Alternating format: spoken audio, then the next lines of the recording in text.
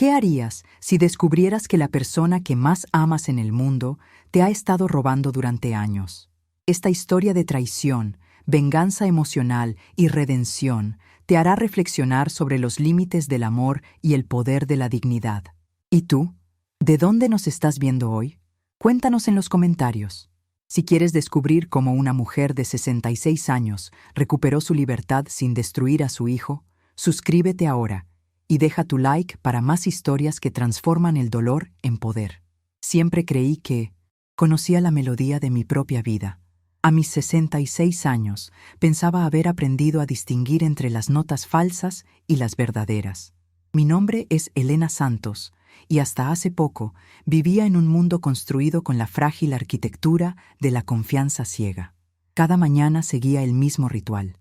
Despertaba con el amanecer, preparaba mi café con canela, una costumbre heredada de mi difunto esposo, Roberto, y revisaba minuciosamente mis finanzas. Roberto me había enseñado a ser meticulosa, con nuestro dinero. El orden en las cuentas refleja el orden en la vida. Solía decirme mientras anotaba cada gasto en su libreta de cuero gastado, que ahora guardo como una reliquia en el cajón de mi escritorio. Desde su partida hace 8 años, transformé su disciplina en mi ancla. Mi pensión de maestra jubilada y los ahorros que construimos durante 40 años de matrimonio me permitían vivir con dignidad y, ocasionalmente, darme pequeños lujos, como aquel viaje a Córdoba el año pasado, donde pasé una semana visitando museos y probando pasteles en cafeterías con nombres imposibles de recordar. Mi hijo Mateo, de 32 años, había sido mi mayor orgullo y consuelo. Al menos eso creía. Inteligente, carismático, siempre con una sonrisa preparada, como quien tiene una moneda lista para darle al mendigo. Trabajaba en una consultora importante y se había casado con Carmen, una mujer hermosa y ambiciosa que nunca terminó de mirarme como familia. Mateo tenía acceso a mis cuentas, por si acaso, una decisión que tomamos cuando sufrí aquel episodio de presión alta que me llevó al hospital. Solo es por seguridad, mamá, me había dicho mientras firmaba los papeles en el banco. Sus ojos, tan parecidos a los de su padre, me inspiraban una confianza absoluta. Mi vida transcurría entre llamadas semanales con Mateo, visitas ocasionales de mi hermana Lucía, mis libros de García Márquez releídos hasta memorizar párrafos enteros, y las tardes de martes y jueves en el centro, comunitario donde enseñaba a leer a adultos mayores. Una vida pequeña pero significativa, como un jardín bien cuidado. La semana pasada, mientras acomodaba unas fotografías antiguas, encontré una de Roberto sosteniendo a Mateo recién nacido. «Enséñale a ver la verdad, incluso cuando duela», había escrito mi esposo al reverso. Nunca imaginé que aquellas palabras se convertirían en una profecía que tendría que cumplir yo misma. Fue un martes de abril cuando las primeras grietas aparecieron en mi realidad.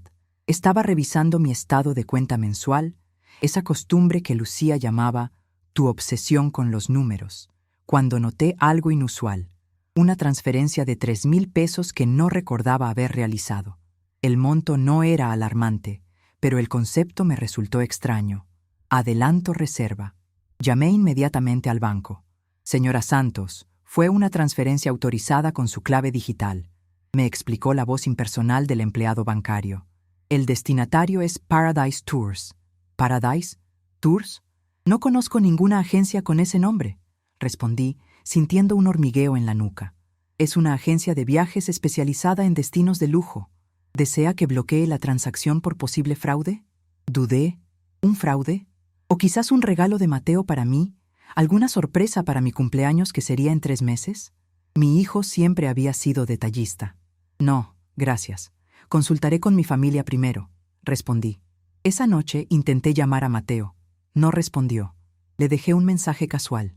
«Hijo, tengo una duda sobre una transacción. Llámame cuando puedas». Tampoco contestó mis mensajes. 3 días después, revisando nuevamente mis cuentas, descubrí otra transferencia. 5,000 pesos a una tienda de electrónica.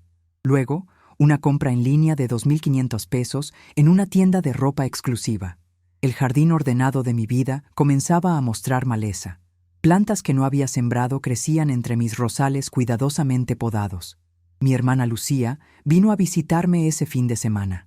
Mientras compartíamos el té de la tarde, le comenté mis inquietudes. ¿Has considerado que quizás Mateo esté usando tu dinero?, preguntó directamente, con esa franqueza que siempre la caracterizó. ¿Mateo? Imposible, defendí instintivamente. Debe ser algún error del banco. Lucía dejó su taza en la mesa y me miró con esa expresión que usaba cuando éramos niñas, y sabía que yo mentía sobre quién había roto el jarrón de mamá. Elena, ¿recuerdas cuando Mateo, a los 16 años, tomó prestado el auto de Minonditzer? ¿Roberto sin permiso y lo abolló? ¿Recuerdas cómo lo justificaste diciendo que había sido un accidente, aunque él admitió haber estado corriendo con sus amigos? No respondí. La memoria se sentía como una piedra en mi garganta. A veces, continuó Lucía con suavidad, el amor nos vuelve ciegos, y la ceguera puede ser costosa. Esa noche, sentada en mi jardín, mientras las estrellas se encendían una a una, contemplé por primera vez la posibilidad de que mi propio hijo pudiera estar traicionando mi confianza. La idea se sentía como una semilla venenosa que no quería dejar germinar. El descubrimiento llegó como llegan las tormentas de verano, sin aviso, violento, transformando el paisaje en segundos. Estaba revisando mis extractos bancarios mensuales cuando lo vi, una transferencia de 15,000 pesos a Oceanic Resort Hawaii. Mi corazón dio un vuelco. ¿Hawái? Jamás había mencionado deseos de visitar Hawái. De hecho, siempre había dicho que prefería destinos con historia, como Grecia o Italia, no playas turísticas. Con dedos temblorosos, seguí revisando. Boletos de avión, 8,700 pesos, restaurantes de lujo, joyerías, tiendas de ropa, en total, casi 35,000 pesos en gastos que yo no había autorizado. Intenté respirar profundamente, como me había enseñado mi médico para controlar la presión. El aire parecía espeso, como si la traición hubiera cambiado hasta la composición del oxígeno en mi casa. Recordé que Mateo me había dicho hace una semana que estaría ocupado con un proyecto importante en la oficina. Trabajaré día y noche, mamá. Quizás no pueda comunicarme mucho, había explicado con esa voz profesional que usaba cuando quería impresionarme. Con manos que parecían pertenecer a otra persona, encendí mi computadora. Roberto me había insistido en aprender a usar la tecnología. El mundo avanza, Elena, y tú debes avanzar con él. Otra de sus lecciones que ahora agradecía. Abrí Instagram, esa red social que Lucía me había ayudado a configurar para ver fotos de los nietos, aunque yo no tenía ninguno aún. Busqué el perfil de Carmen, la esposa de Mateo, y allí estaba la evidencia, brillante como un cuchillo bajo el sol. Fotos de Carmen y Mateo en playas de arena blanca, bebiendo cócteles en copas decoradas con flores, posando frente a atardeceres perfectos. Paraíso encontrado, Paras Hawái, paz, luna de vacaciones, Paras vida de lujo, decían los textos que acompañaban las imágenes. En una de las fotos, Carmen lucía un collar de perlas que yo nunca había visto. Mi amor sabe cómo sorprenderme, había escrito. Mi dinero financiando sus sorpresas románticas. Me levanté y caminé hasta la ventana. En el reflejo del vidrio, vi a una mujer mayor con expresión desconcertada, como si acabara de despertar en un país extranjero. ¿Era yo esa mujer? ¿Era esta mi vida? El teléfono sonó, sacándome de mi trance. Era Mateo. «Mamá, ¿estás bien? Vi que intentaste comunicarte conmigo». Su voz sonaba despreocupada, con el rumor de las olas como fondo. «Estoy bien», mentí, sorprendida por la firmeza de mi propia voz. Solo quería saber cómo va ese proyecto tan importante en la oficina. Un silencio breve. Casi pude ver los engranajes de su mente fabricando la mentira. «Agotador, pero avanzando», respondió finalmente. «El cliente es muy exigente». «Ya veo», dije, mirando en mi pantalla una foto donde él y Carmen hacían snorkel en aguas cristalinas. Debe ser difícil concentrarse con tanto ruido. ¿Ruido? No. Estoy en una sala de conferencias tranquila. Otra mentira. Claro. Que tengas éxito con tu proyecto, hijo. Concluí, cortando la llamada antes de que las lágrimas me traicionaran. Me senté en el sillón que había sido el favorito de Roberto. Acaricié el brazo de madera gastado por años de apoyo. Enséñale a ver la verdad, incluso cuando duela. Ahora entendía el peso completo de esas palabras. La tormenta había llegado, y yo estaba sola en medio de ella, sin paraguas, empapada en la realidad de una traición que venía de la persona que más amaba en el mundo. Los días siguientes los dediqué a una dolorosa excavación. Como una arqueóloga desenterrando ruinas, fui descubriendo la extensión del engaño. Cada estrato revelaba una nueva mentira, un nuevo abuso de confianza. Revisé meticulosamente mis extractos bancarios de los últimos 3 años. La primera pequeña transferencia no autorizada apareció 18 meses atrás, 800 pesos para una reserva en un restaurante exclusivo. Luego, como un río que encuentra su cauce, las extracciones se hicieron más frecuentes y cuantiosas. Un reloj para Carmen, entradas para conciertos, ropa de marca. Lo que comenzó como gotas se había convertido en una inundación que amenazaba con ahogar mis ahorros de toda la vida. Una tarde, mientras clasificaba los documentos que evidenciaban el fraude, sonó el teléfono. Era Ricardo, mi asesor bancario. Señora Santos, lamento molestarla, pero debo informarle que su tarjeta de crédito ha alcanzado el límite. Hay intentos de nuevos cargos que estamos rechazando. Mi corazón se aceleró. ¿Qué tipo de cargos, Ricardo? Un hotel en Hawái está intentando procesar un cargo de 18,400 pesos por extensión de estadía y servicios adicionales. Respiré profundamente antes de responder. Ricardo, no autorice ningún cargo más.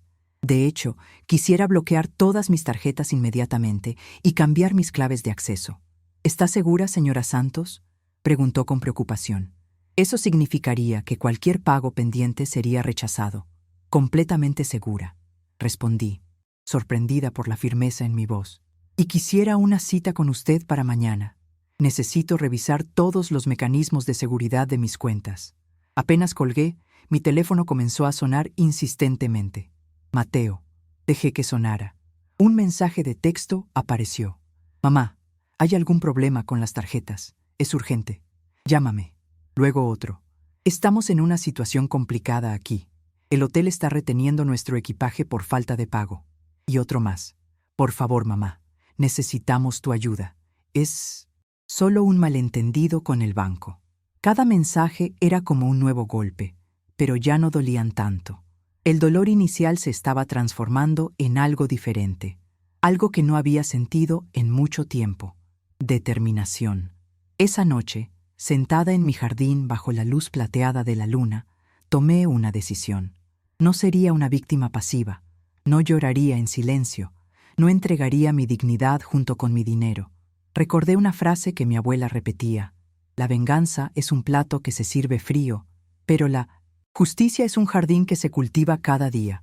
Yo cultivaría mi jardín de justicia, con paciencia y sabiduría. Mi teléfono seguía sonando.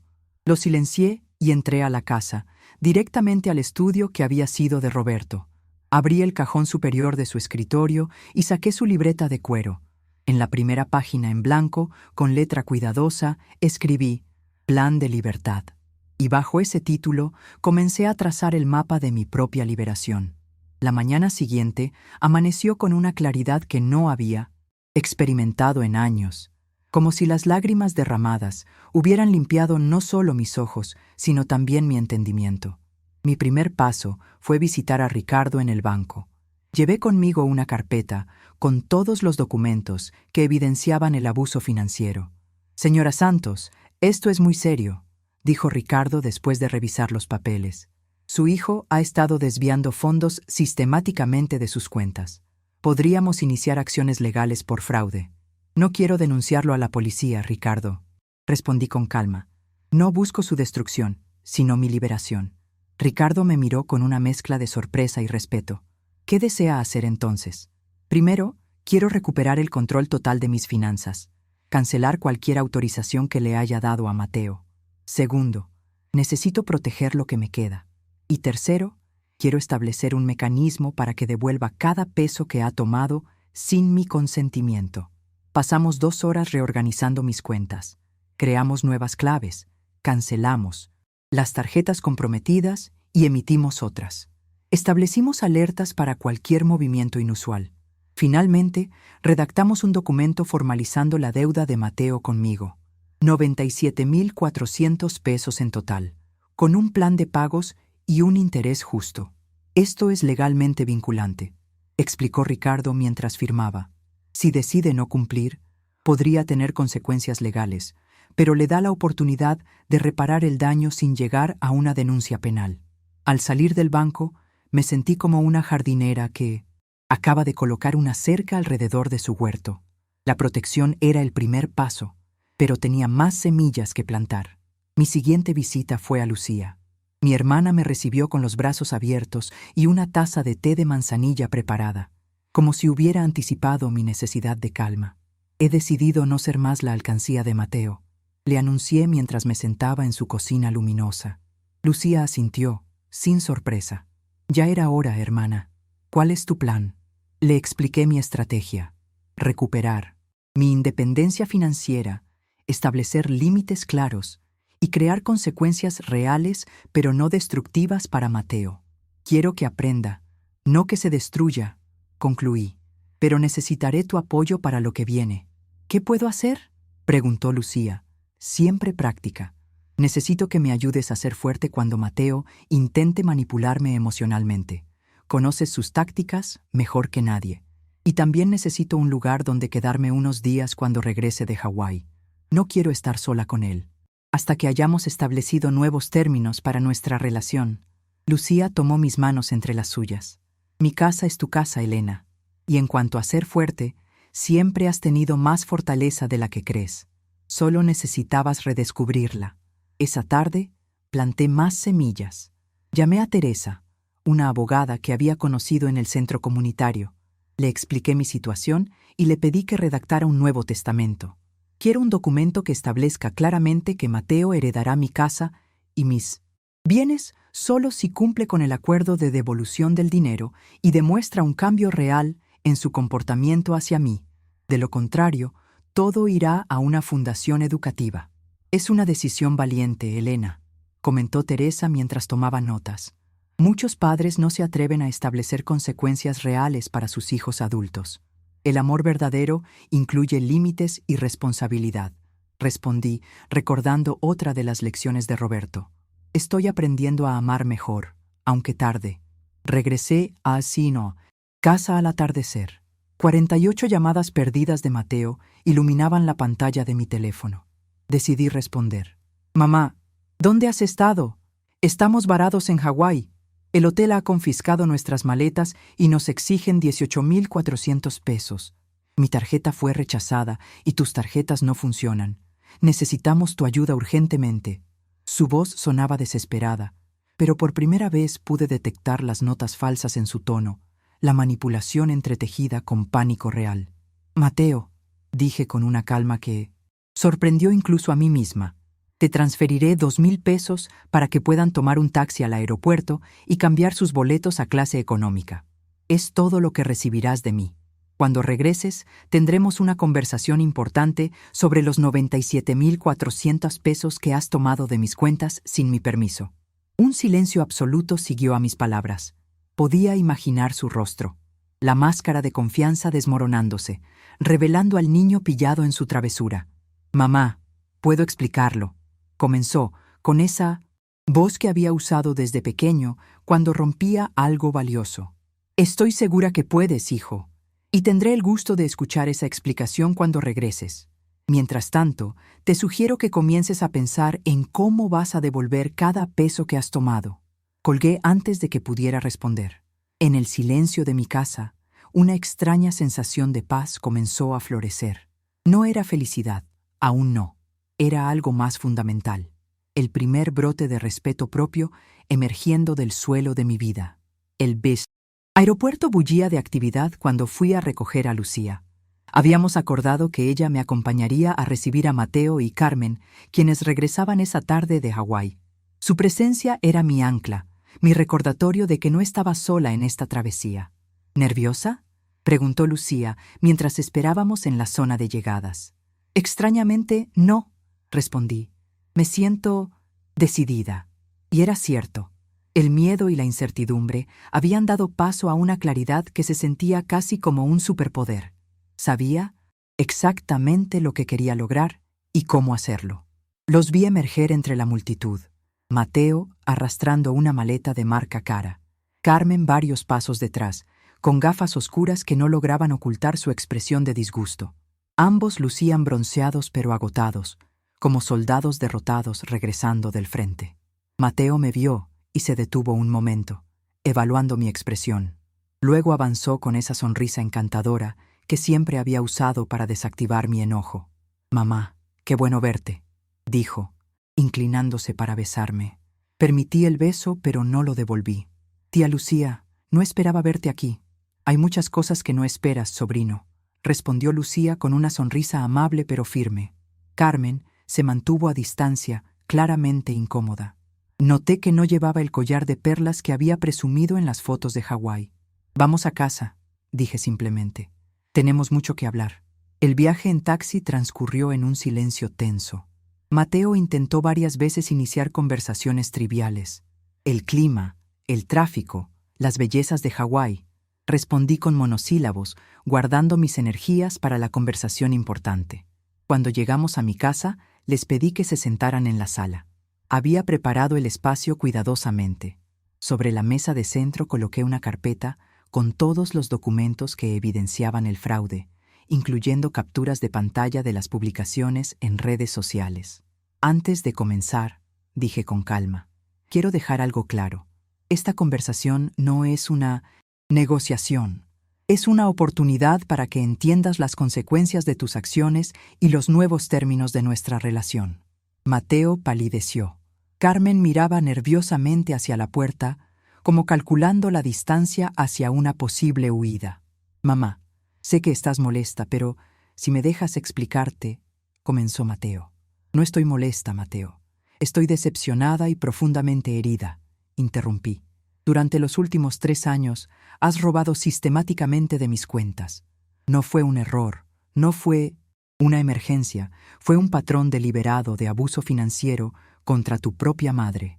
Abrí la carpeta y comencé a mostrar los documentos, uno por uno. Cada extracto bancario, cada captura de pantalla era como una pieza de evidencia en un juicio donde yo era simultáneamente la fiscal, la juez y la víctima.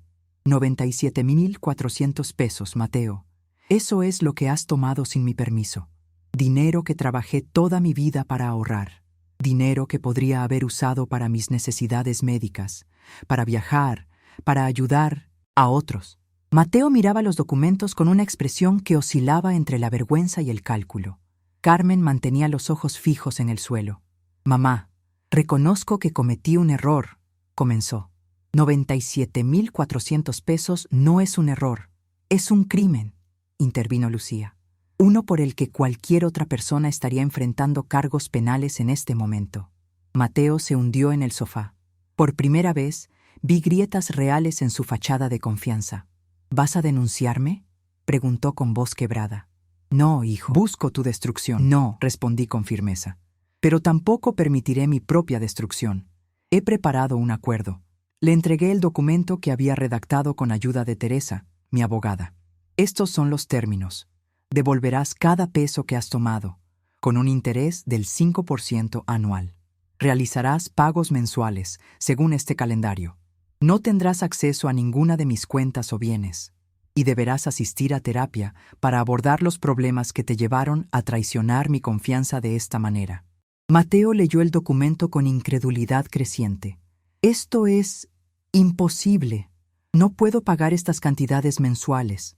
Es exactamente la cantidad que has estado gastando de mi dinero mensualmente», señalé. «Si pudiste gastarla en lujos, puedes gastarla en reparar el daño que has causado». «¿Y el testamento?», continuó, llegando a la última página. «¿Me desheredarás si no cumplo?». «No es una amenaza, Mateo. Es una consecuencia natural. La herencia es un acto de confianza. Has quebrantado esa confianza. Tienes la oportunidad de reconstruirla». Carmen, que había permanecido en silencio, finalmente habló. «No sabía que el dinero era tuyo, Elena. Mateo me dijo que había recibido un bono importante en el trabajo». La miré directamente a los ojos. Te creo, Carmen, y lamento que te haya involucrado en esto. Me volví hacia Mateo. Tienes 3 días para decidir si firmas el acuerdo. Mientras tanto, me quedaré con Lucía. No quiero compartir este espacio contigo hasta que hayas tomado una decisión. Me levanté, dando por terminada la conversación. Mateo permaneció sentado, sosteniendo el documento como si fuera un objeto extraño que no sabía cómo manejar. Mientras recogía mi bolso preparado, sentí una extraña ligereza. Había plantado las semillas. Ahora debía permitir que el tiempo hiciera su trabajo. Ya no estaba a merced de las manipulaciones de Mateo. Ya no era la víctima pasiva esperando el próximo abuso. En su lugar, había emergido una mujer que establecía sus propios términos, que protegía su dignidad con la misma ferocidad con que una vez había protegido a su hijo. Al salir por la puerta con Lucía, escuché un sollozo ahogado de Mateo. No me volví. Las lágrimas, como las palabras, habían perdido su poder sobre mí. Necesitaba acciones, no emociones. El jardín de mi libertad estaba apenas comenzando a florecer. Los 3 días que pasé en casa de Lucía fueron como un retiro espiritual. Mi hermana vivía en un pequeño apartamento lleno de plantas y libros, con grandes ventanales que dejaban entrar la luz del amanecer. Dormí más profundamente de lo que había dormido en años, como si el peso de la traición hubiera sido también el peso de una vigilancia constante que por fin podía abandonar. Mateo llamó varias veces. Dejé que las llamadas fueran a buzón de voz. Necesitaba mantener la distancia emocional que había logrado establecer durante nuestro encuentro. En uno de sus mensajes, su voz sonaba diferente. Mamá, he estado pensando mucho. Nunca vi realmente lo que estaba haciendo. O quizás no quise verlo. Siempre fuiste tan generosa, tan dispuesta a ayudarme, que comencé a sentir que tenía derecho a tu dinero. Es vergonzoso admitirlo, pero es la verdad. Estoy consultando los términos del acuerdo con un asesor financiero para ver cómo puedo cumplirlos. Te llamaré cuando tenga un plan concreto. Era el primer indicio de una reflexión genuina, sin manipulación evidente. Un pequeño brote verde en el campo quemado de nuestra relación. La tercera mañana, mientras desayunaba con Lucía, recibí una llamada de un número desconocido. Era Carmen. Elena, necesito hablar contigo. Su voz sonaba tensa. ¿Podríamos vernos hoy? Acordamos encontrarnos en una cafetería cerca del apartamento de Lucía. Llegué primero y elegí una mesa en la esquina, lejos de otras personas. Carmen apareció minutos después, sin maquillaje y con el cabello recogido apresuradamente, tan diferente de su imagen cuidadosamente construida en las redes sociales. Gracias por venir, dijo mientras se sentaba. Necesitaba hablar contigo sin Mateo presente. Te escucho, respondí, manteniendo mi expresión neutral. Carmen respiró profundamente antes de hablar. Mateo perdió su trabajo hace 3 meses, no por el proyecto de Hawái como te dijo, sino mucho antes. Lo despidieron por usar la tarjeta corporativa para gastos personales. La revelación me golpeó como una ola fría, un nuevo nivel de engaño que no había anticipado. ¿Por qué no me lo dijo? Orgullo, supongo. Y después, cuando comenzó a tomar dinero de tus cuentas, se volvió imposible admitirlo. Carmen jugueteaba nerviosamente con su anillo de bodas. Me dijo que estabas feliz de ayudarnos financieramente mientras él encontraba un nuevo trabajo. Creí que todo era transparente, que tú sabías y aprobabas nuestros gastos. ¿Cuándo descubriste la verdad?, pregunté. En Hawái, cuando los fondos se cortaron. Mateo entró en pánico de una manera que nunca había visto. Cuando lo presioné, finalmente, confesó todo. Carmen levantó la mirada y por primera vez vi vulnerabilidad real en sus ojos. Elena, he dejado a Mateo. No puedo estar con alguien que miente de esta manera, que roba de su propia madre. Estoy buscando un apartamento y presentaré los papeles de divorcio la próxima semana. No supe qué decir. Mi plan no incluía destruir el matrimonio de mi hijo. Lo siento, Carmen. No era mi intención. No te disculpes, me interrumpió. Has hecho lo correcto. De hecho, me has abierto los ojos. Si Mateo puede traicionar así a su madre, ¿qué no me haría a mí? Sacó un pequeño paquete de su bolso y lo colocó sobre la mesa. Quiero devolverte esto. Mateo me lo regaló con tu dinero. Nunca me sentí cómoda usándolo, incluso cuando creía que venía de su bono. Abrí el paquete. Era el collar de perlas que había visto en las fotos de Hawái. No es necesario, Carmen. Para mí sí lo es, insistió. Es parte de mi propio proceso de liberar la culpa que siento por haber disfrutado de lujos que no nos pertenecían. Algo en su gesto me conmovió profundamente. Carmen estaba, a su manera, buscando también su propia redención. ¿Qué harás ahora?, pregunté, guardando el collar en mi bolso. Empezar de nuevo. Tengo una oferta de trabajo en Córdoba. Será un cambio completo, pero creo que es lo que necesito. Córdoba, la ciudad donde había encontrado tanta paz durante mi viaje del año anterior. Es un lugar hermoso para comenzar de nuevo, dije con una pequeña sonrisa. Hay una cafetería cerca del museo principal que hace los mejores pasteles de chocolate que he probado. Carmen sonrió por primera vez desde que llegó. Lo buscaré. Gracias, Elena, por tu comprensión y por tu fortaleza. Has hecho lo que muchas madres no se atreven a hacer: establecer límites claros con amor. Nos despedimos con un abrazo inesperado, pero sincero. Mientras la veía alejarse, pensé en las extrañas formas que toma la justicia. No había buscado destruir el matrimonio de Mateo, pero mi acto de autopreservación había catalizado una transformación que quizás Carmen también necesitaba. El dolor se estaba metamorfoseando, transformándose en algo nuevo y desconocido, pero vivo y pulsante. No era felicidad, no todavía, pero tenía el sabor anticipado de la libertad. El día acordado para la decisión de Mateo llegó con un amanecer brillante. Lucía me acompañó nuevamente a mi casa, donde habíamos citado a Mateo a las 10 de la mañana. Lo encontramos esperando en el porche, con un aspecto notablemente diferente.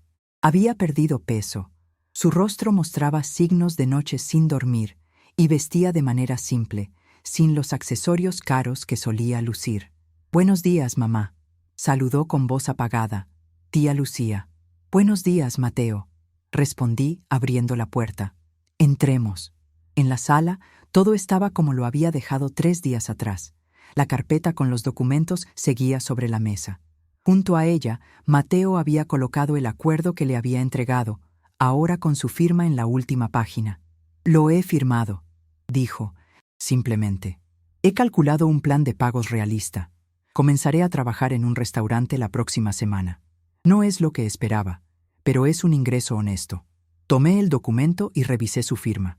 Parecía auténtica, sin reservas legales añadidas o cláusulas modificadas. «¿Entiendes completamente lo que estás acordando?», pregunté. «Sí, devolveré todo lo que tomé, asistiré a terapia y reconstruiré nuestra relación desde cero, sin acceso a tus finanzas», recitó como quien ha memorizado una lección importante. «También entiendo las consecuencias si no cumplo», asentí, satisfecha con su comprensión. «Carmen me visitó», dije, observando su reacción. Mateo cerró los ojos brevemente, como absorbiendo un nuevo golpe. «Lo sé. Me dijo que se iba, que solicitaría el divorcio». «Lo siento, Mateo. No era mi intención afectar tu matrimonio». «No lo fue, mamá», respondió con una honestidad que me sorprendió. «Mi matrimonio estaba construido sobre mentiras, igual que nuestra relación lo estaba. Últimamente, tú solo expusiste la verdad. Las consecuencias son responsabilidad mía». Hubo un silencio mientras procesaba sus palabras. Este nuevo Mateo, humilde y reflexivo, era casi un extraño para mí. «¿Dónde vivirás?», preguntó Lucía, expresando la pregunta práctica que yo no me había atrevido a formular. «He alquilado una habitación cerca del restaurante donde trabajaré. Es pequeña pero asequible. ¿Podrías quedarte aquí?», ofrecí impulsivamente. «En el cuarto de invitados. Sería más fácil para ti ahorrar y cumplir con los pagos». Mateo negó con la cabeza. «Te lo agradezco, mamá, pero necesito hacer esto por mi cuenta. Necesito demostrarme a mí mismo que puedo vivir honestamente, sin depender de nadie más. Además, creo que ambos necesitamos espacio para sanar». Su respuesta, madura y considerada, me conmovió más que cualquier súplica o promesa grandilocuente podría haberlo hecho. «Entiendo», dije. «Respeto tu decisión». Firmé mi parte del acuerdo y le entregué una copia. El documento ahora constituía un puente frágil pero real entre nosotros, un camino hacia una posible reconciliación. «Hay algo más que quiero mostrarte», dijo Mateo, sacando un sobre de su bolsillo. He comenzado a aplicar a programas de asesoramiento financiero ético. Quiero entender mejor por qué hice lo que hice, y quizás algún día ayudar a otros a no cometer los mismos errores. Me entregó el sobre. Dentro había formularios de solicitud para un programa de certificación en asesoría financiera, con enfoque en ética y responsabilidad. Es un camino largo, y tendré que estudiarlo mientras trabajo, pero creo que es un buen uso de mi experiencia y de mi vergüenza. Por primera vez desde que descubrí su traición, sentí un destello de orgullo maternal genuino, no por lo que Mateo había sido, sino por lo que estaba intentando ser. «Es un buen comienzo, hijo», dije sinceramente. Mateo asintió. Luego se levantó para irse. «Te llamaré la próxima semana, después de mi primer pago, para coordinar la primera transferencia», dijo, dirigiéndose a la puerta. «Y mamá, gracias por no rendirte conmigo, incluso cuando yo me rendí contigo». Después de que se fue, Lucía me abrazó fuertemente. «Lo has hecho extraordinariamente bien, hermana. Has encontrado el delicado equilibrio entre la justicia y la compasión. No es fácil. No estoy segura de cómo me siento», confesé. «Hay alivio, pero también tristeza. Como si hubiera ganado y perdido algo simultáneamente». «Has perdido una ilusión y has ganado la verdad», respondió Lucía con su sabiduría característica. «La verdad duele al principio, pero es el único suelo firme sobre el que se puede construir algo duradero. Esa noche, sola en mi casa por primera vez en días, realicé un pequeño ritual. Tomé la libreta de cuero de Roberto, donde había escrito «Plan de libertad», y añadí una nueva entrada, «Día 1 de reconstrucción». En la página siguiente, comencé a escribir ideas para mi propia vida, proyectos que había postergado, sueños que había olvidado, mientras me concentraba en ser la madre perfecta y la viuda resignada. Un viaje a Grecia, clases de pintura, un pequeño invernadero en el jardín trasero, publicar los poemas que había escrito en secreto durante años. El futuro se abría ante mí como un lienzo en blanco, listo para ser pintado con colores que había olvidado que existían. Un mes transcurrió con la extraña calma que sigue a las grandes tormentas. Regresé a mis rutinas en el centro comunitario, retomé mis lecturas de García Márquez y comencé a explorar nuevas actividades.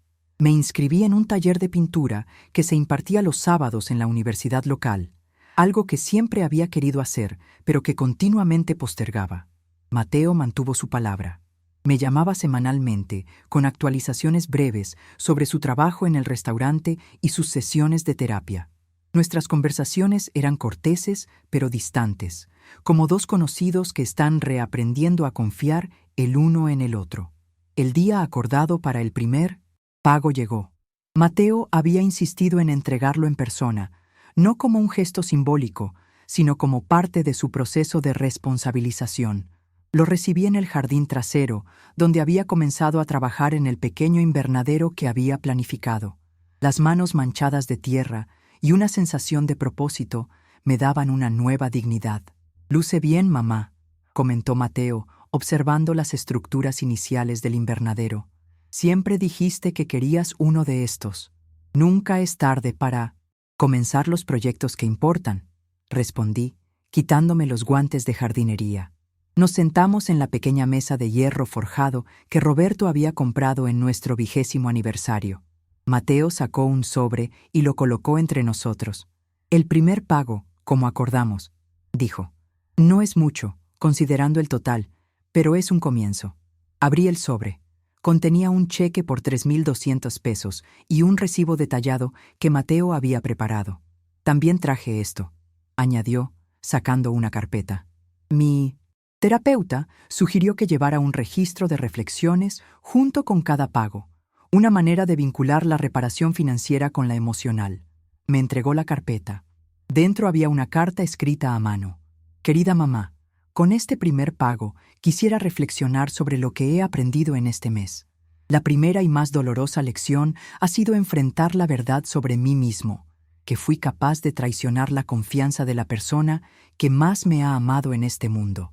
Mi terapeuta me ha ayudado a identificar patrones que comenzaron mucho antes: mi sentido de privilegio, mi incapacidad para enfrentar fracasos, mi tendencia a tomar atajos éticos cuando las cosas se ponen difíciles.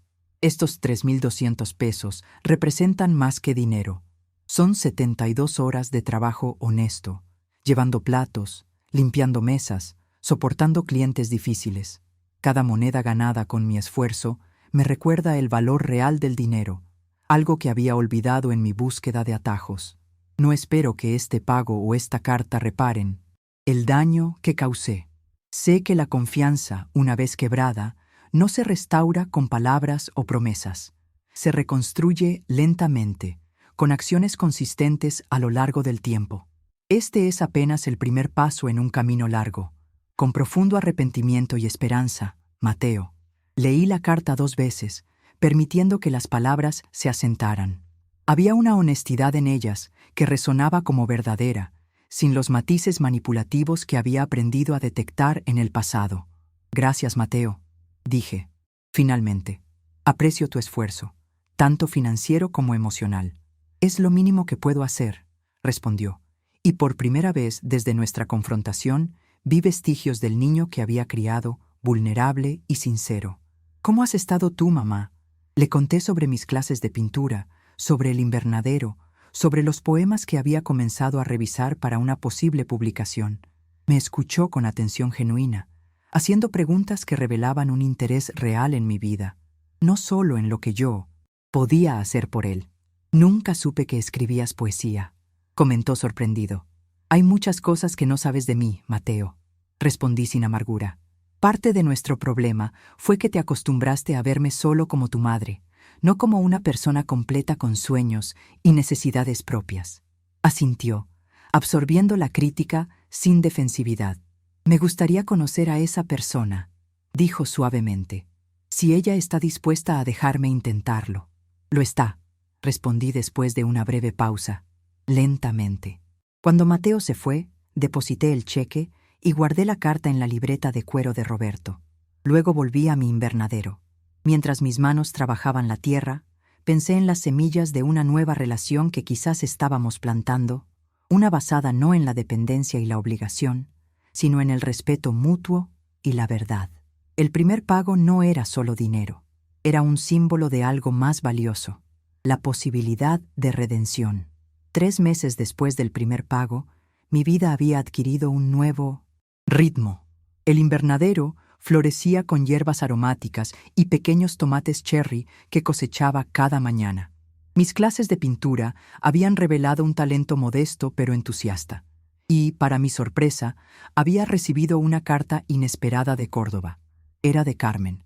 Escribía para contarme que se había establecido bien en su nuevo trabajo, que había encontrado la cafetería de pasteles de chocolate que le había mencionado y que estaba comenzando a reconstruir su vida con optimismo cauteloso. A veces pienso en cómo una crisis que parecía destruirlo todo terminó siendo el catalizador para una vida más auténtica, escribió. Tu ejemplo de firmeza y dignidad me inspiró más de lo que imaginas, Elena. La carta terminaba con una invitación. Si alguna vez quieres visitar Córdoba nuevamente, me encantaría ser tu guía. Hay muchos museos que aún no has visto y pasteles que no has probado. La invitación despertó en mí una chispa de aventura que creía dormida. ¿Por qué no? Mi economía se estaba estabilizando gracias a los pagos regulares de Mateo, quien sorprendentemente había sido puntual y consistente. Además, había vendido 3 de mis pinturas en una pequeña exposición local, un logro modesto pero significativo para alguien que había comenzado a pintar a los 66 años. Decidí que me merecía un pequeño viaje. Reservé billetes de tren para el mes siguiente y le escribí a Carmen confirmando mi visita. La noche antes de partir, recibí una llamada de Mateo. Mamá, supe que viajarás a Córdoba mañana. Su voz sonaba genuinamente interesada. ¿Vas a visitar a Carmen? Sí, respondí, sorprendida de que supiera. Nos hemos estado escribiendo. Me alegra que mantengan contacto, dijo, y para mi sorpresa, sonaba sincero. Carmen es una buena persona. Merece ser feliz, igual que tú. Hubo una pausa significativa antes de que continuara. Quería desearte un buen viaje y, bueno, dejarte saber que estaré pendiente de tu casa mientras no estés. Regaré las plantas del invernadero y recogeré tu correo. Solo si te parece bien, claro. Su ofrecimiento me tomó por sorpresa. Era un pequeño acto de servicio, el tipo de consideración que había estado ausente en nuestra relación durante años. Gracias, Mateo. Sería de gran ayuda, respondí, permitiéndome sentir gratitud sin suspicacia. Y mamá, añadió antes de despedirse, estoy orgulloso de ti, por tus pinturas, por tus viajes, por todo lo que estás construyendo. Sé que no tengo derecho a decirlo, pero es la verdad. Después de colgar, me senté en el sillón de Roberto, procesando la conversación. Estoy orgulloso de ti. Palabras que siempre había dicho yo, nunca al revés. Un pequeño pero significativo cambio en la dinámica de nuestra relación. Mi viaje a Córdoba fue revitalizante. Carmen resultó ser una anfitriona atenta y una compañera de aventuras entusiasta. Visitamos museos, exploramos mercados y efectivamente probamos pasteles en cada cafetería que encontramos. En las tardes, mientras tomábamos té en su pequeño apartamento lleno de luz, conversábamos sobre nuestras vidas, nuestros cambios, nuestros descubrimientos. Nunca pensé que diría esto, confesó Carmen una tarde, pero la crisis con Mateo fue lo mejor que podría haberme pasado. Me obligó a verme a mí misma, a cuestionar por qué estaba tan obsesionada con las apariencias y el estatus. El dolor tiene esa cualidad, respondí. Nos desnuda, nos reduce a lo esencial, y desde esa desnudez podemos reconstruirnos con materiales más auténticos. Carmen asintió, pensativa. ¿Sabes? Mateo me llamó hace unas semanas, dijo, sorprendiéndome. No para intentar reconciliarnos, sino para disculparse genuinamente. Me dijo que estaba en terapia, trabajando en un restaurante y pagándote religiosamente, que estaba intentando ser una mejor persona. Ha estado cumpliendo su palabra, confirmé. Cada pago viene con una carta de reflexión. Al principio parecían ejercicios terapéuticos, pero con el tiempo se han vuelto más personales, más genuinas. ¿Crees que ha cambiado realmente?, preguntó Carmen. Consideré la pregunta cuidadosamente. Creo que está cambiando. El cambio real no es un evento, es un proceso. Y por primera vez en mucho tiempo, veo evidencia de que está comprometido con ese proceso. Al regresar a casa después de una semana en Córdoba, encontré mi jardín e invernadero impecablemente cuidados. Sobre la mesa del comedor había un ramo de flores y una nota. Bienvenida a casa, mamá. Espero que hayas tenido un viaje maravilloso. He regado tus plantas según tus instrucciones y recogido tu correo. Está clasificado sobre tu escritorio. También reparé la gotera del invernadero que mencionaste antes de irte. Con cariño, Mateo PD. Dejé una de mis reflexiones junto con el pago de este mes. Está en tu estudio, cuando tengas tiempo de leerla. Encontré la carta en mi estudio, junto a un sobre con el pago mensual acordado. Esta carta era diferente a las anteriores, más larga y más personal. Querida mamá, mientras cuidaba tu jardín esta semana, tuve mucho tiempo para pensar. Viendo las plantas que has cultivado con tanto cuidado, entendí algo fundamental que había estado ignorando. Un jardín requiere paciencia, constancia y respeto por los procesos naturales. No puedes apresurar el crecimiento de una planta tirando de ella. No puedes exigir flores antes de que sea su tiempo. El jardín te enseña a esperar, a cuidar, a respetar los ritmos de la vida. Nuestra relación es como tu jardín ahora. Estamos en un proceso de crecimiento que no puede apresurarse. La confianza, como tus tomates, necesita tiempo y cuidado constante para desarrollarse. Mientras regaba tus plantas cada mañana, me comprometí a cultivar nuestra relación con la misma paciencia y respeto que tú muestras con tu jardín. Sin expectativas inmediatas, sin demandas, solo cuidado constante y honesto. Gracias por la oportunidad de demostrar día a día que puedo ser alguien en quien puedas confiar nuevamente. Con amor renovado, Mateo. Esa noche, mientras contemplaba mi jardín desde la ventana de mi dormitorio, sentí una paz que no había experimentado en mucho tiempo. No era ingenua. Sabía que el camino hacia la reconciliación verdadera sería largo y posiblemente con retrocesos. Pero por primera vez veía señales de un cambio auténtico, tanto en Mateo como en mí misma. Habíamos sido arrancados de nuestros roles cómodos pero disfuncionales, él como el hijo privilegiado, yo como la madre abnegada, y estábamos aprendiendo a relacionarnos como adultos, con respeto mutuo y límites saludables. Era un nuevo tipo de amor, más maduro y consciente que el anterior. Un amor que no se basaba en la dependencia o el sacrificio, sino en el reconocimiento de nuestra humanidad compartida y falible. 8 meses después de nuestro acuerdo, recibí una noticia emocionante. La galería local donde había expuesto algunas de mis pinturas me ofreció un espacio para una pequeña exposición individual. Renacimientos. Tardíos, la llamaron, un título que resonaba profundamente con mi experiencia personal. Mientras seleccionaba las obras que exhibiría, me sorprendí por cómo mi arte había evolucionado en tan poco tiempo. Mis primeras pinturas reflejaban dolor y confusión, colores turbios, líneas quebradas, paisajes fragmentados. Gradualmente, los colores se habían vuelto más vibrantes, las composiciones más armoniosas. Mi pieza más reciente, un autorretrato abstracto titulado Libertad a los 67, irradiaba una serenidad luminosa que me emocionaba haber podido capturar. Dudé sobre si invitar a Mateo a la inauguración. Nuestra relación había mejorado constantemente, pero aún manteníamos cierta distancia protectora. Después de reflexionarlo, decidí enviarle una invitación. Era un paso más en nuestro camino de reconstrucción.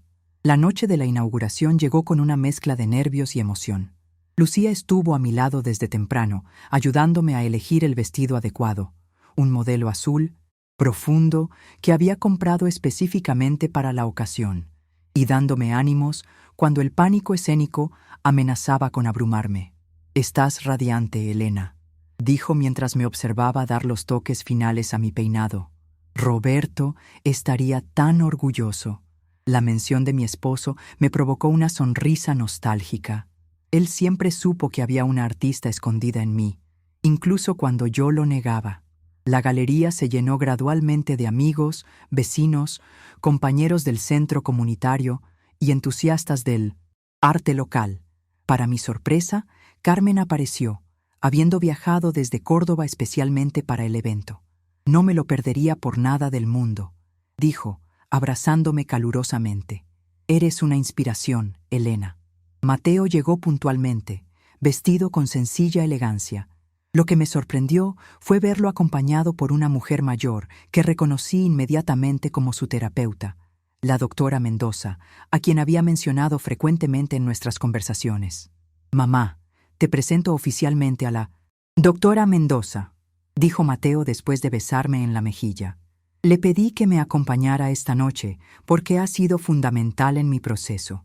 «Un placer conocerla finalmente, Elena», dijo la doctora con una sonrisa cálida.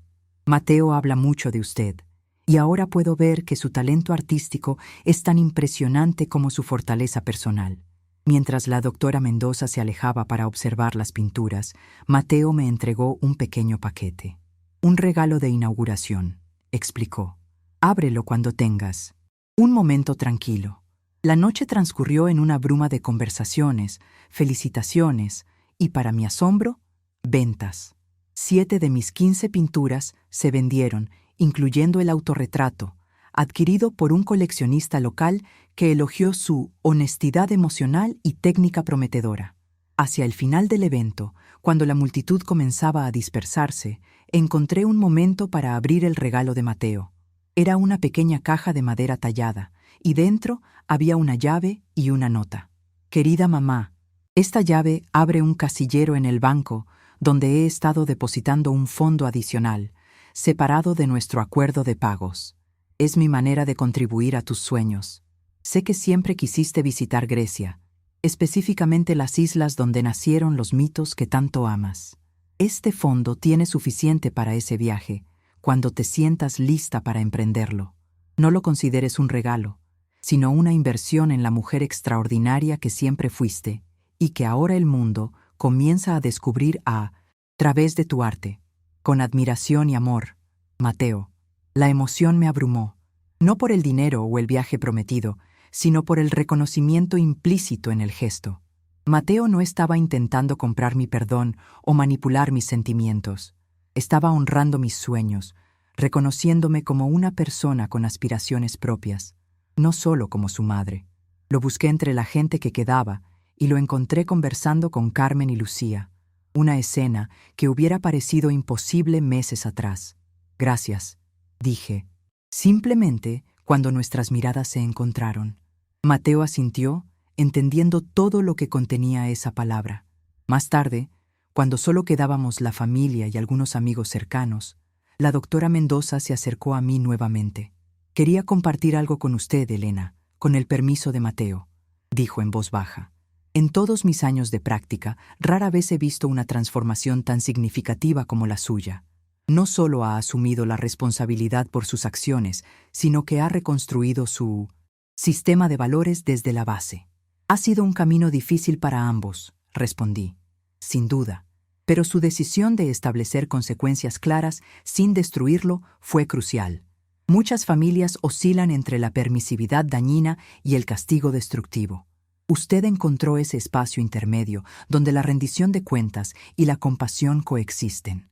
Sus palabras me reconfortaron profundamente.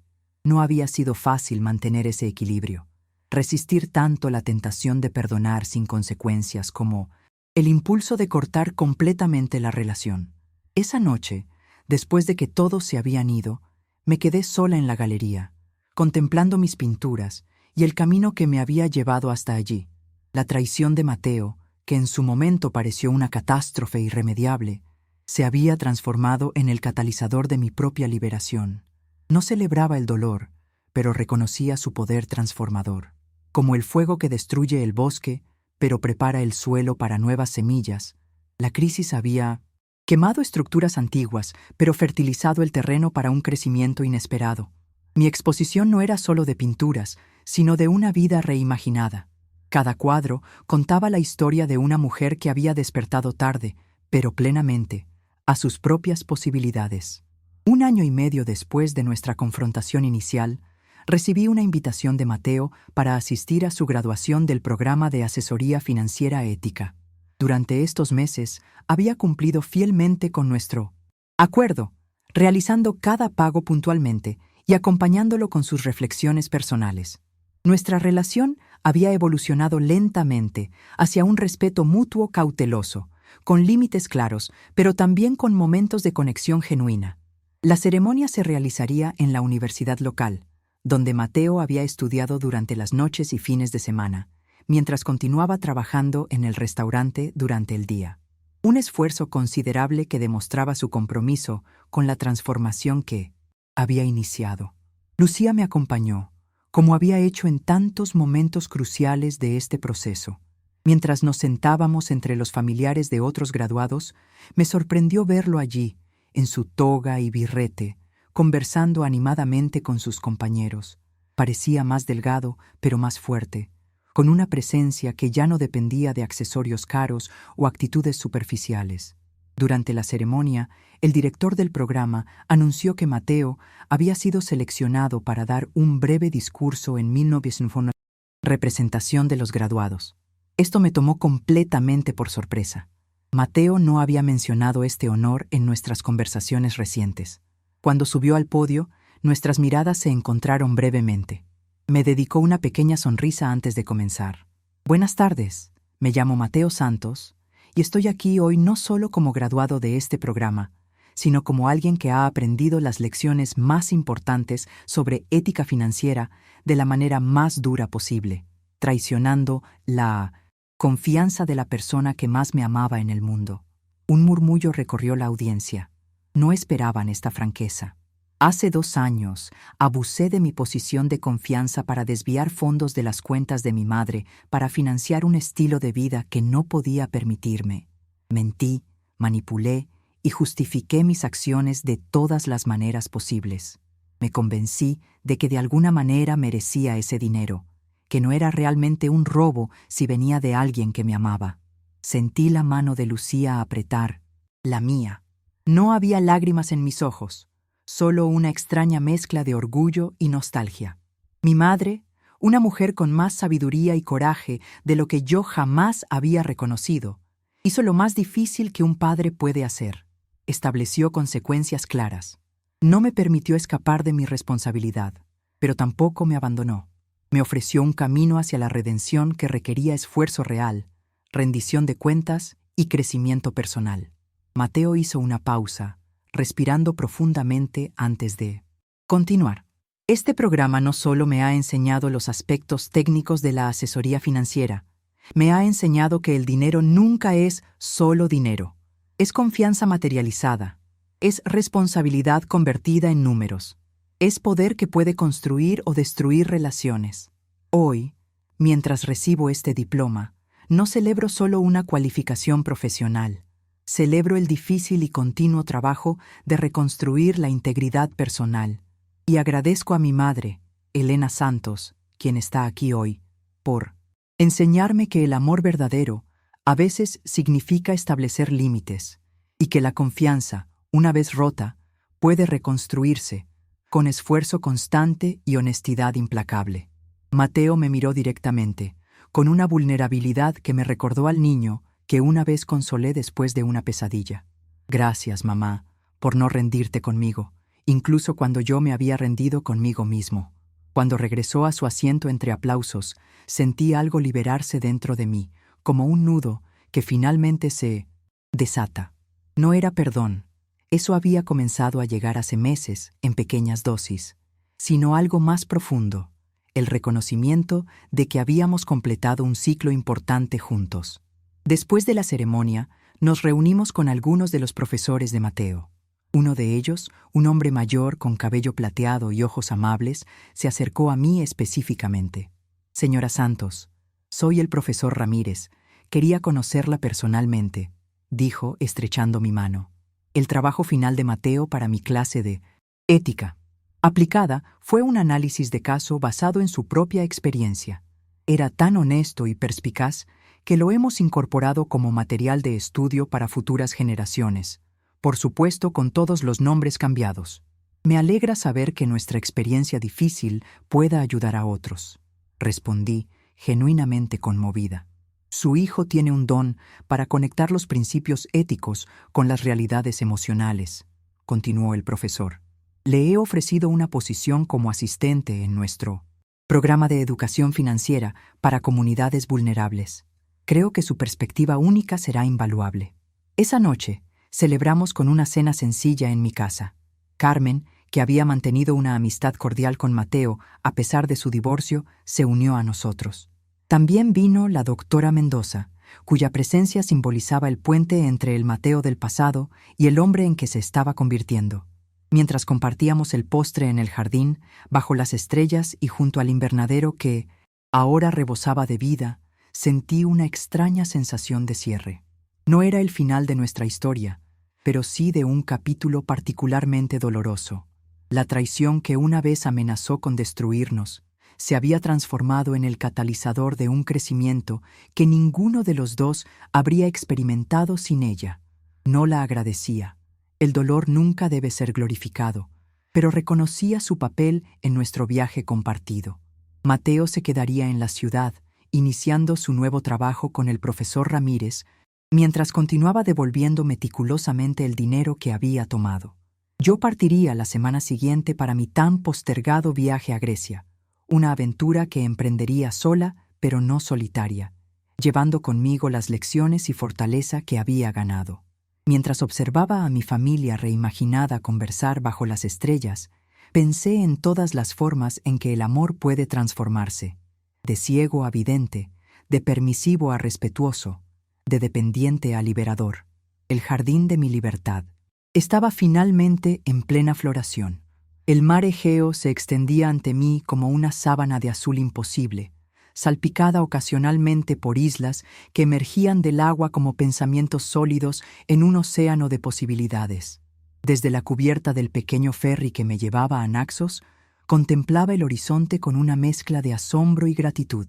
Grecia había sido un sueño postergado durante décadas, primero por las responsabilidades familiares, luego por la costumbre de priorizar las necesidades de otros, finalmente por la inercia que instala en nuestras vidas cuando creemos que ya es demasiado tarde para ciertas aventuras. Sin embargo, aquí estaba yo, Elena Santos, a mis 68 años, navegando sola entre islas míticas, con una libreta de dibujo en mi bolso y el corazón más ligero de lo que había estado en años. Mi viaje había comenzado 2 semanas atrás en Atenas.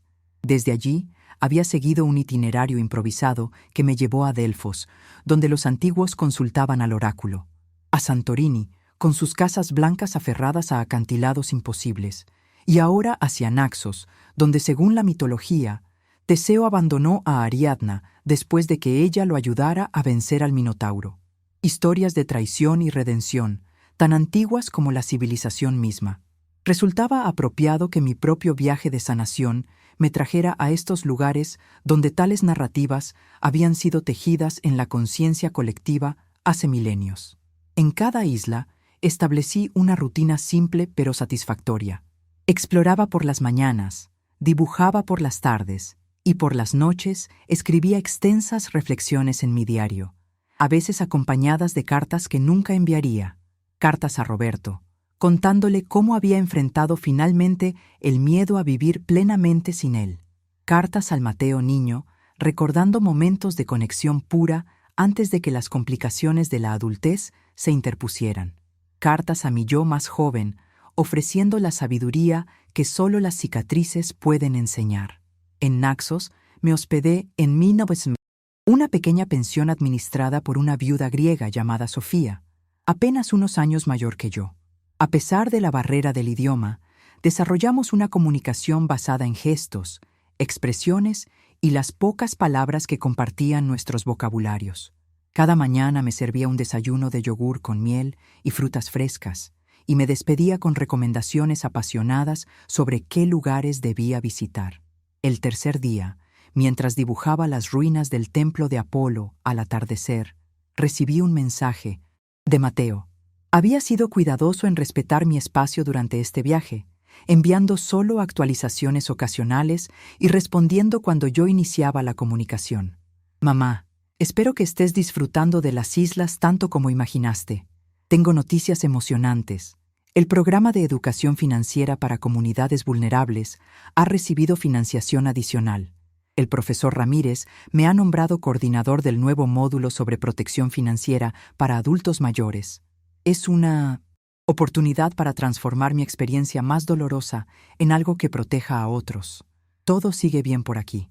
Tu jardín florece y tu última pintura fue seleccionada para la exposición colectiva de otoño. Disfruta cada momento. Con amor, Mateo. Leí el mensaje varias veces, permitiendo que la satisfacción se asentara en mí. No era una felicidad simple, nada lo era después de lo que habíamos vivido, sino algo más complejo y valioso. El reconocimiento de un ciclo que se completaba. La traición que había sufrido, la más personal y dolorosa, se transformaba ahora en protección para otros. El dinero que Mateo había tomado egoístamente de mí estaba siendo simbólicamente devuelto a la comunidad a través de su trabajo educativo. Esa noche, durante la cena, Sofía se sentó conmigo, algo que no había hecho antes. Con ayuda de un antiguo diccionario y muchos gestos, me contó su historia. Su esposo, como el mío, había fallecido años atrás. Su hijo mayor había vendido propiedades familiares sin su consentimiento para financiar negocios fallidos. La diferencia era que ella nunca había encontrado el coraje para confrontarlo, y ahora vivía con el peso de ese silencio, en una pequeña pensión que era todo lo que le quedaba de su patrimonio. Tarros, dijo repetidamente, señalándome. Courage, tú, courage. Me sorprendió que mi historia, que había compartido fragmentariamente a través de nuestro limitado vocabulario común, pudiera resonar tan profundamente con ella. Esa noche compartimos más que una comida. Compartimos el reconocimiento de una experiencia universal, la dolorosa negociación entre el amor y el respeto propio, entre la lealtad familiar y la justicia personal. Antes de despedirnos, Sofía me regaló un pequeño amuleto, una piedra azul con un ojo pintado en el centro, un tradicional ojo griego que, según me explicó con gestos, protegía contra energías negativas. Para tu jardín, dijo en su limitado español. New Life. En los días siguientes, mientras exploraba los rincones más remotos de Naxos, reflexioné sobre cómo mi historia personal había encontrado eco incluso aquí, a miles de kilómetros de casa. Las dinámicas familiares disfuncionales, las traiciones financieras, los silencios cómplices, no eran exclusivos de mi realidad, sino parte de una experiencia humana compartida. La diferencia radicaba en cómo respondíamos a esas heridas universales, con resignación o con acción, con amargura o con transformación consciente. Mi decisión de establecer límites. Con Mateo, de exigir rendición de cuentas mientras mantenía abierta la puerta a la redención, no había sido solo un acto de autopreservación. Había sido, sin darme cuenta entonces, un acto de fe en nuestra capacidad mutua de evolucionar. La tarde anterior a mi partida de Naxos, subí a la montaña más alta de la isla. Desde allí, el panorama era sobrecogedor. El mar infinito, las islas dispersas como piedras preciosas sobre seda azul, los pequeños pueblos blancos aferrados a la tierra. Saqué de mi bolso el amuleto que Sofía me había regalado y el pequeño cuaderno donde había estado escribiendo durante todo el viaje. En la última página escribí una línea final. La venganza es un destino cerrado. La justicia consciente es un camino abierto. He elegido el camino. El regreso a casa después de 5 semanas viajando por Grecia tuvo la cualidad singular de ser simultáneamente un final y un comienzo. Mientras el taxi me dejaba frente a mi casa, noté cambios sutiles pero significativos. El jardín delantero había sido reorganizado con nuevas plantas. La puerta principal recién pintada de un azul mediterráneo que recordaba al mar Egeo. Al entrar, encontré más sorpresas. La casa estaba impecable, con ramos de flores frescas en cada habitación. Sobre la mesa del comedor había una nota de Mateo. Bienvenida a casa, mamá. Espero que estos pequeños cambios te agraden. Son mi manera de darte las gracias por el espacio que me diste para transformarme. Tu hogar, como tu corazón, siempre ha sido generoso. Era hora de que ambos recibieran algo a cambio. Con amor, Mateo. Junto a la nota había una invitación formal para una cena esa noche, para celebrar mi regreso. El detalle que más me conmovió fue encontrar en mi estudio un pequeño escritorio adicional instalado junto a la ventana, con los mejores materiales de dibujo cuidadosamente organizados y una vista perfecta al jardín trasero. La cena fue íntima, pero significativa. Lucía estuvo allí, por supuesto, junto con algunas amigas del centro comunitario, Carmen, quien había viajado nuevamente desde Córdoba, y para mi sorpresa, Sofía, la viuda griega que me había hospedado en Naxos. ¿Cómo? Pregunté asombrada al verla. Mateo me contactó, explicó Carmen. Le conté sobre tus mensajes mencionando a esta maravillosa mujer. Él arregló todo para traerla como parte de la sorpresa. Sofía, con la ayuda de un traductor en su teléfono, me explicó que nunca había salido de Grecia antes. Este viaje era para ella tan transformador como mi visita a su país lo había sido para mí. Durante la cena, compartí historias y fotografías de mi viaje. Luego, Mateo pidió un momento para hacer un anuncio. Quería esperar a que estuviéramos todos reunidos, dijo, claramente nervioso. He completado oficialmente el último pago del acuerdo que hicimos hace 2 años. La deuda financiera está saldada. Un pequeño aplauso recorrió la mesa. Mateo levantó una mano, indicando que aún no había terminado. Sin embargo, soy consciente de que algunas deudas no pueden pagarse solo con dinero.